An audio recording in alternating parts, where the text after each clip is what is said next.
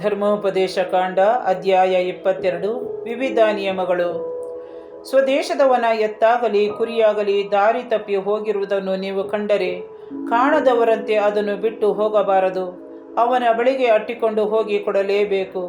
ಅವನು ನಿಮಗೆ ದೂರ ಆಗಿದ್ದರೆ ಇಲ್ಲವೇ ಅವನು ಯಾರು ಎಂದು ನಿಮಗೆ ತಿಳಿಯದೆ ಹೋದರೆ ಆ ಪ್ರಾಣಿಯನ್ನು ನಿಮ್ಮ ಮನೆಗೆ ಹೊಡೆದುಕೊಂಡು ಬಂದು ಕಾಯಬೇಕು. ಅವನು ಅದನ್ನು ಹುಡುಕುತ್ತಾ ಬಂದಾಗ ನೀವು ಅದನ್ನು ಅವನಿಗೆ ಮರಳಿ ಕೊಡಬೇಕು. ಅವನ ಕತ್ತೆಯಾಗಲಿ ಬಟ್ಟೆಯಾಗಲಿ ಅವನು ಕಳೆದುಕೊಂಡ ಯಾವ ವಸ್ತುವೇ ಆಗಲಿ ನಿಮಗೆ ಸಿಕ್ಕಿದರೆ ಹಾಗೆಯೇ ಮಾಡಬೇಕು. ಕಾಣದವರಂತೆ ಇರಲೇಬಾರದು. ಸ್ವದೇಶದವನ ಕತ್ತೆಯಾಗಲಿ ಎತ್ತಾಗಲಿ ದಾರಿಯಲ್ಲಿ ಬಿದ್ದಿರುವುದನ್ನು ನೀವು ಕಂಡರೆ ಕಾಣದವರಂತೆ ಹೋಗದೆ ಅದನ್ನು ಎಬ್ಬಿಸಲು ಅವನಿಗೆ ಸಹಾಯ ಮಾಡಬೇಕು. ಹೆಂಗಸರು ಗಂಡಸರಂತೆ ಗಂಡಸರು ಹೆಂಗಸರಂತೆ ಬಟ್ಟೆ ಹಾಕಬಾರದು.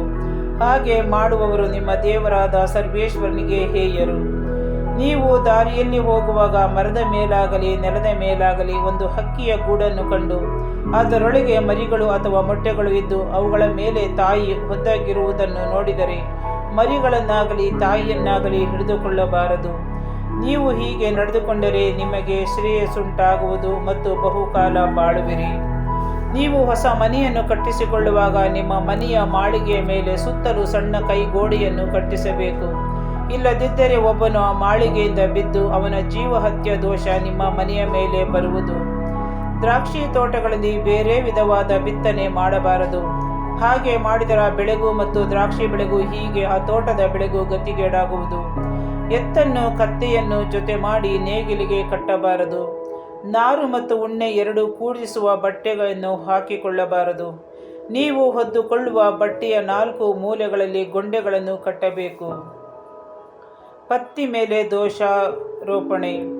ಒಬ್ಬನು ತಾನು ಮದುವೆ ಮಾಡಿಕೊಂಡ ಹೆಂಡತಿಯನ್ನು ದ್ವೇಷಿಸಿ ಅವಳ ಬಗ್ಗೆ ಇಲ್ಲಸಲ್ಲದ ಮಾತುಗಳನ್ನು ಹೇಳಿ, ನಾನು ಇವಳನ್ನು ಮದುವೆ ಮಾಡಿಕೊಂಡೆ, ಆದರೆ ಕೂಡಿದಾಗ ಇವಳು ಕನ್ನಿಕೆಯಲ್ಲವೆಂದು ತಿಳಿದು ಬಂದಿತು ಎಂದು ಹೇಳಿ ಅವಳ ಮೇಲೆ ಆಪಾದನೆ ತರಬಹುದು. ಅವಳ ತಾಯಿ ತಂದೆಗಳು ತಮ್ಮ ಮಗಳು ವಿವಾಹಕ್ಕೆ ಮುಂಚೆ ಪುರುಷ ಸಂಪರ್ಕ ಇಲ್ಲದವಳು ಎಂಬುದಕ್ಕೆ ಆಧಾರವನ್ನು ಊರ ಬಾಗಿಲಿಗೆ ಹಿರಿಯರ ಮುಂದೆ ತಂದು ತೋರಿಸಬೇಕು. ತಂದೆ ಅವರಿಗೆ, ನಾನು ನನ್ನ ಮಗಳನ್ನು ಈ ಪುರುಷನಿಗೆ ಮದುವೆ ಮಾಡಿಕೊಟ್ಟೆ, ಆಮೇಲೆ ಇವನು ಅವಳನ್ನು ದ್ವೇಷಿಸಿ ಪರಪುರುಷ ಸಂಪರ್ಕ ಮಾಡಿದವಳೆಂದು ನಿರಾಧಾರವಾದ ಮಾತುಗಳನ್ನಾಡಿ ಅವಳನ್ನು ಅವಮಾನಪಡಿಸುತ್ತಾನೆ.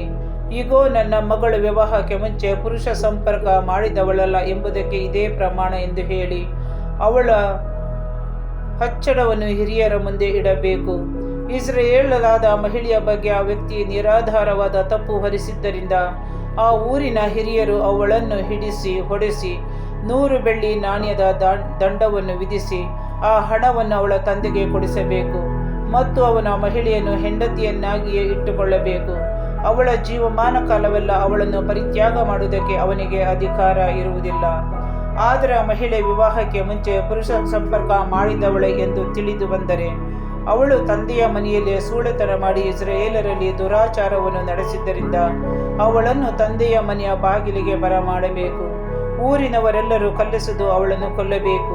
ಹೀಗೆ ಇಂಥ ಕೇಡನ್ನು ನಿಮ್ಮ ಮಧ್ಯೆಯಿಂದ ತೆಗೆದುಹಾಕಬೇಕು.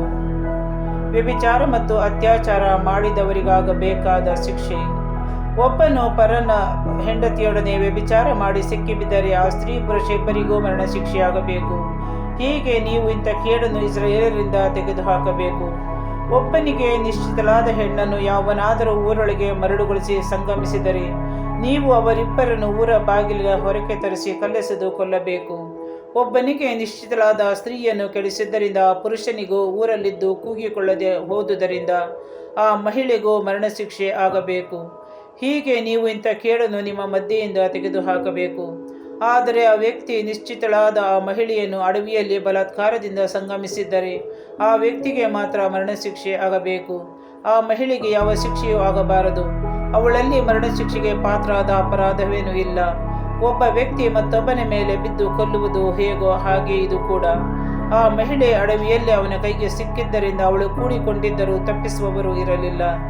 ಯಾರಿಗೂ ನಿಶ್ಚಯವಾಗದೇ ಇರುವ ಕನ್ಯೆಯೊಡನೆ ಒಬ್ಬನು ಬಲಾತ್ಕಾರ ಸಂಭೋಗ ಮಾಡಿ ಸಿಕ್ಕಿಬಿದ್ದರೆ ಅವನು ಅವಳನ್ನು ಮಾನಭಂಗ ಪಡಿಸಿದ್ದರಿಂದ ಅವಳ ತಂದೆಗೆ 50 ಬೆಳ್ಳಿ ನಾಣ್ಯ ಕೊಟ್ಟು ಅವಳನ್ನು ಹೆಂಡತಿಯನ್ನಾಗಿ ಮಾಡಿಕೊಳ್ಳಬೇಕು. ಅವನು ಬದುಕುವ ತನಕ ಅವಳನ್ನು ಪರಿತ್ಯಾಗ ಮಾಡುವುದಕ್ಕೆ ಅವನಿಗೆ ಅಧಿಕಾರವಿರುವುದಿಲ್ಲ. ತಂದೆಗೆ ಹೆಂಡತಿಯಾದವಳನ್ನು ಸಂಗಮಿಸಲೇಬಾರದು, ಅದು ತಂದೆಗೆ ಅಪಮಾನ ಪಡಿಸಿದ ಹಾಗಾಗುವುದು.